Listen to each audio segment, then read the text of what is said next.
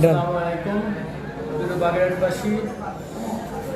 আজকে আসলে আমার ইচ্ছা ছিল না যে আমি এভাবে আসলে আপনাদের সামনে কখনো এরকম একটা ভিডিও নিয়ে আসবো।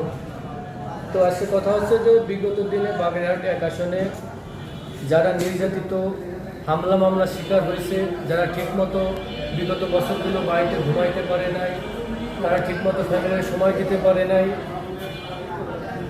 তারপরে যারা বিগত দিনগুলো দেখা যাচ্ছে যে আপনার যে সমস্ত কর্মীদের পাশে ছিল, অসহায় মানুষকে তারা সাহায্য করছে, তাদের দল ক্ষমতায় না থাকাকালীনও তারা নিজেদের সামর্থ্য অনুযায়ী তারা যতটুকু হেল্প করছে।